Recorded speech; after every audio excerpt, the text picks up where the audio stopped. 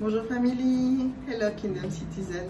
C'est un bonheur ce matin de me retrouver encore avec vous pour avoir ce partage sur la parole, ce partage en famille, ce partage qui peut encourager ceux qui sont fatigués, qui peut rebooster, qui peut faire la courte échelle. La courte échelle, c'est quand tu arrives au bas d'un mur et que tu n'arrives pas à le franchir, ben, tu as ton frère, tu as ta soeur qui vient mettre ses mains en dessous pour t'aider à monter et à surmonter l'obstacle.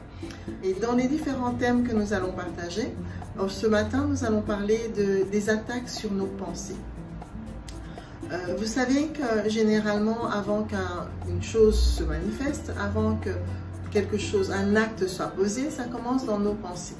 Et nos pensées sont généralement la cible des attaques du diable. Il les dirige principalement contre notre intelligence. Et le fil de nos pensées, il est important qu'il soit remis entre les mains de Dieu et sous l'influence de Dieu. Et je pense en particulier à quelque chose, c'est que je pense aux personnes qui, dans la saison que l'on est en train de traverser pour le moment, se retrouvent enfermées, je dirais, dans une cage de détresse, dans une cage de dépression. Et une telle dépression qui peut même aller jusqu'à affaiblir votre corps physique. Un découragement, pas juste momentané d'un jour, d'une journée, mais qui s'allonge et qui commence un petit peu à prendre un peu trop à s'installer, à prendre une semaine et demie, 2 semaines, et avoir toujours cette espèce d'impossibilité de se demander comment je vais en sortir. Et donc, moi, personnellement, je suis passée par là. Et aujourd'hui, si je viens en famille, c'est pour pouvoir dire comment moi j'ai fait pour sortir. Qu'est-ce que j'ai utilisé comme outil et comment est-ce que ça a pu marcher. Si ça a marché pour moi, en tant qu'enfant de Dieu, je suis convaincue que ça peut marcher pour toi. La chose, c'est que, évidemment, lorsque tu t'imbibes de la parole elle-même fera le nécessaire, elle fera le chemin en toi pour pouvoir te sortir de cette prison, de cette situation, parce que par moments c'était vraiment comme une prison pour moi, un étouffement, ne sachant pas trop comment j'allais faire, ne pouvant pas en parler autour de moi, et même en parlant autour de moi, les personnes ne comprenaient pas nécessairement ce par quoi je passais. C'est pour ça que j'affectionne beaucoup le chant « Mon meilleur ami ». Je vais vous le faire passer maintenant et puis on se revoit après. Mon meilleur ami, mon ami de tout le temps, toujours prêt à me consoler. Yahweh, mon meilleur ami, il est mon meilleur ami. Son nom c'est Jésus, son nom c'est Jésus. Mon meilleur ami, mon meilleur ami. Jésus mon meilleur ami. Quand la dépression a frappé à ma porte, Yahweh, impossible d'en parler. Personne ne pouvait me comprendre. Soki utemoni ganangae, moni ganangana tango nyoso. Jésus, mon meilleur ami, mon meilleur ami. Il est mon meilleur ami, il est mon meilleur ami, mon meilleur ami. Amen. Donc notre meilleur ami, c'est vraiment lui. Et c'est lui dans les moments les plus difficiles pour nous, c'est lui dans les moments de joie. Mais pour aujourd'hui, on est en train de se concentrer sur notre meilleur ami. Comment est-ce qu'on sort de la dépression? Si tu as accepté le Seigneur Jésus comme Seigneur et Sauveur, c'est plus facile pour toi qu'il soit ton ami. Parce qu'alors, tu peux cheminer avec lui sur un accord commun. Si ce n'est pas le cas, à la fin de la vidéo, je pourrais te mettre la prière d'acceptation. La prière pour accepter le Seigneur Jésus comme Seigneur et Sauveur de ton existence. Et tu verras, c'est vraiment un ami fidèle. Il te permettra de traverser, comme on dit, ces instants sur cette terre avant d'aller vers le Père après notre mort. Donc, je reviens. Si tu as accepté donc le Seigneur comme ton Seigneur et Sauveur, ce que tu dois faire pour rappeler à tes pensées, rappeler à ce qui se passe dans ta circonstance, c'est de proclamer. La proclamation, en fait, elle te permet, à quoi est-ce qu'elle sert? La proclamation permet Ok, je reprends. Quand tu es sauvé, tu dois avoir maintenant un renouvellement de l'intelligence. Donc tu apprends maintenant à marcher dans ta nouvelle identité.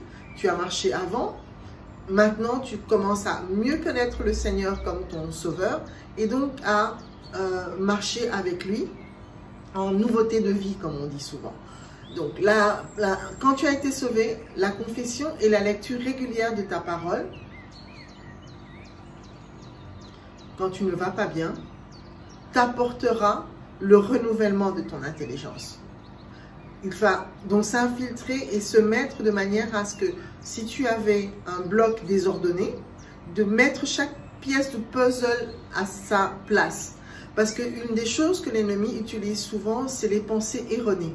C'est des concepts erronés, c'est des raisonnements qui vont faire contre toi des murailles, des tours qui vont se dresser contre la connaissance de Christ. Ça veut dire qu'ils vont se dresser contre le plan que Dieu a pour ta vie. Le plan merveilleux et le plan de paix et la relation d'intimité que Dieu a pour toi. Tu dois bien te positionner en te disant que Dieu t'aime. L'une des particularités qu'on a avec le Seigneur Jésus, c'est son amour pour nous est la base. Et de cet amour, maintenant, tu peux être guidé à gauche ou à droite. Et l'ennemi a souvent tendance à te rappeler tes péchés, à te rappeler que non, ça c'est pas pour toi, ça c'est pour les autres, à te faire dans tes pensées, comme on disait tout à l'heure, à te faire des stratégies, à te faire des stratagèmes, à te faire des montages, je veux dire, vous savez, comme les gens qui travaillent dans le milieu financier, ils savent qu'on fait des montages financiers. Donc, on calcule et on projette, on estime. Et donc, qu'est-ce qu'il fait, l'ennemi? C'est que dans tes pensées, sachant que ce sont tes pensées, sachant que c'est de tes pensées que vont dépendre tes actes, donc lui, il veut spoiler à la base. Il ne va pas aller essayer de t'influencer au niveau de tes actes. Il va essayer de t'influencer au niveau de tes pensées, de ton mode de raisonnement, de ton système de raisonnement. Qui va faire que quand la parole de Dieu va arriver, si ton système de raisonnement est erroné, elle va juste t'effreuler et tu vas miss it. Tu vas passer à côté de ce qui est prévu pour toi. Tu peux être sincère, mais sincèrement dans l'erreur. Donc la sincérité n'est plus la base de la fiabilité, je dirais. La sincérité n'est plus la base de ton cheminement. Oui, mais j'étais sincère, Seigneur. Mais c'est pas ce que la parole de Dieu dit.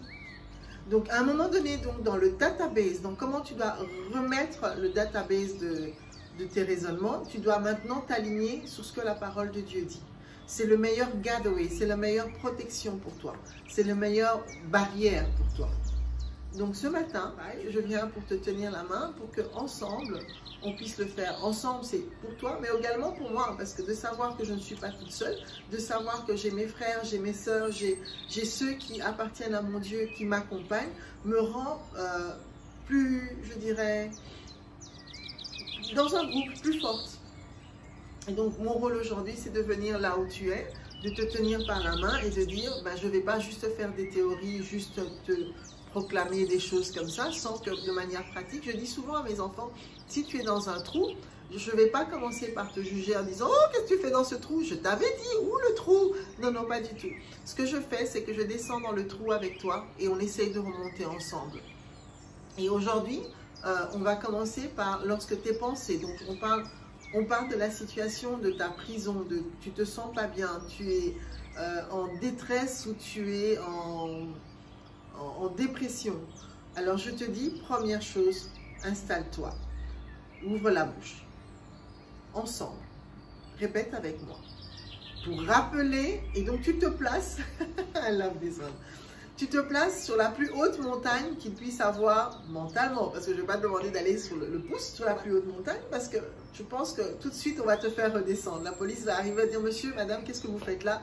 Redescendez. Non, mentalement, tu te places avec David sur la plus haute montagne et tu proclames et tu ouvres ta bouche et tu dis les choses. Tu commences avec moi, on y va. Le sang de Jésus est sur moi. Le bras puissant de Dieu me soutient. Renouvellement de mon intelligence. Le bonheur et la grâce m'accompagneront tous les jours de ma vie et j'habiterai dans la maison de l'Éternel jusqu'à la fin de mes jours. Éphésiens 6, 10 me dit de nouveau, « Je suis fort dans le Seigneur et par sa puissance et par sa force toute puissante. Je suis fort dans le Seigneur.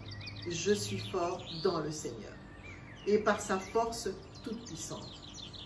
Le Seigneur est ma lumière et mon salut, de qui aurais-je peur?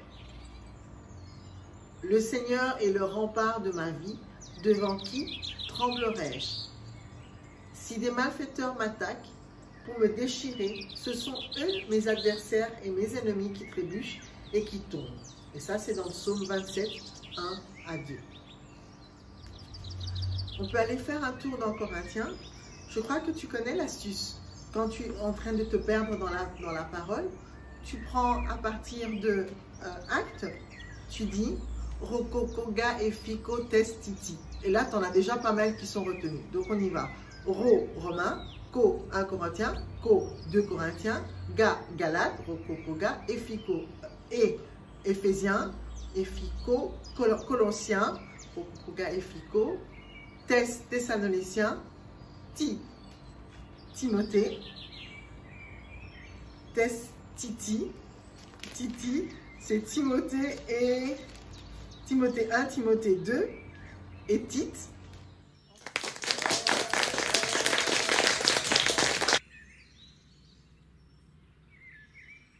Corinthiens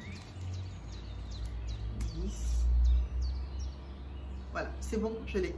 Donc dans 2 Corinthiens 10, 4, car les armes avec lesquelles nous combattons ne sont pas charnelles, mais elles sont puissantes par la vertu de Dieu pour renverser des forteresses.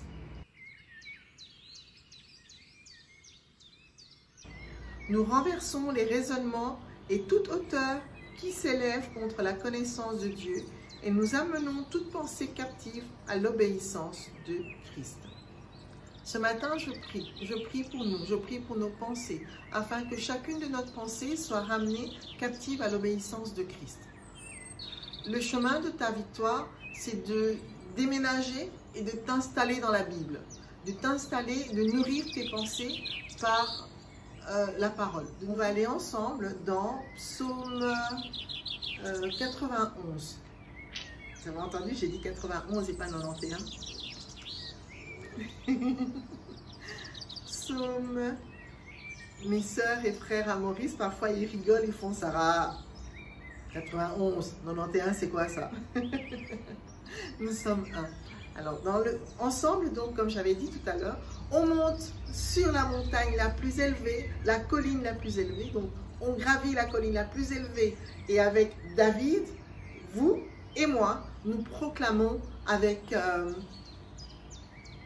force, nous proclamons ensemble le psaume 91. Donc, celui qui demeure sous l'abri du Très-Haut repose à l'ombre du Tout-Puissant.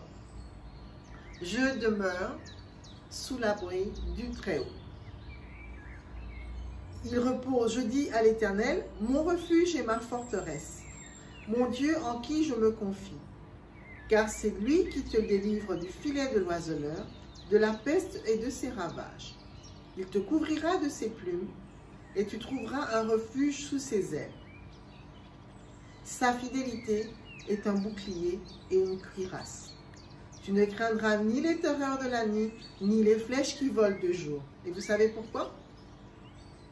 Que 1000 tombent à ton côté et 10 000 à ta droite, tu ne seras pas atteint. Je m'arrête là. Je récupère. Je fais mien. David? Les anges de l'Éternel, vous entendez ça? C'est parti. Moi, tu mets ton nom. Sarah, que 1000 tombent à mon côté et 10 000 à ma droite, je ne serai pas atteint. De mes yeux seulement, je regarderai et je verrai la rétribution des méchants. Car, Éternel, tu es mon refuge. Je fais de toi ma haute retraite. Aucun malheur ne m'arrivera. Aucun fléau n'approchera de ma tente. Et tu sais pourquoi? Parce que l'Éternel, mon Dieu, parce que mon papa ordonnera à ses anges de me garder, moi, Sarah, Nyoka, Béa, ainsi que toute ma famille, dans toutes mes voies. Ces anges me porteront sur les mains, de peur que mon pied ne heurte une pierre. Je marcherai sur le lion, je marcherai sur l'aspic, je foulerai le lionceau et les dragons. Parce que j'aime Dieu, il me délivre, il me protège, parce que je connais son nom. J'invoquerai l'Éternel et il me répondra. L'Éternel sera avec toi dans ta détresse. L'Éternel sera avec toi dans ta dépression. L'Éternel est avec toi. Il te délivre et tu vas chanter et tu vas dire « Waouh !» Au nom de Jésus, sois libéré de ce moment de détresse. Sois libéré de cette dépression. Je ramène tes pensées captives à l'obéissance de Christ. Je te reconnecte à ton Créateur. Et que la parole fasse le chemin en toi. Que tes pensées soient couvertes par le sang de Jésus, le nom de Jésus. Il te rassasiera de longs jours et tu verras son salut. Amen. Amen. Amen. Amen. Amen. On va aller dans Actes des Apôtres. Exercice 2. On va aller dans Actes des Apôtres, chapitre 8, au verset 14, que Pierre et Jean sont en Samarie. Pendant qu'ils prêchent, ils prient pour les gens et les personnes sont baptisées au nom du Seigneur Jésus et ils reçoivent le baptême du Saint-Esprit. Un monsieur, il s'appelle Simon, il voit que le Saint-Esprit est donné par l'imposition des mains des apôtres. Il leur offrit de l'argent en disant « Accordez-moi aussi ce pouvoir afin que celui à qui j'imposerai les mains reçoive le Saint-Esprit. » Et vous voyez la suite après. La parole nous dit également que Satan avait mis dans le cœur de Judas le désir de trahir Jésus. Et on comprend bien par ces deux passages que les attaques commencent au niveau de nos pensées. L'une des stratégies de l'ennemi est bien de pouvoir semer des pensées dans ton intellect. C'est dans ton intellect qu'il les sème d'abord, en espérant que tu vas les accepter. Une fois que tu les as acceptées, tu vas agir en fonction de ces pensées. Donc nous allons lire dans Matthieu 15, 18. Car c'est du cœur que viennent les mauvaises pensées, les meurtres, les adultères, les impudicités, les vols, les faux témoignages, les calomnies. Mais ce qui sort de la bouche vient du cœur et c'est ce qui souille l'homme.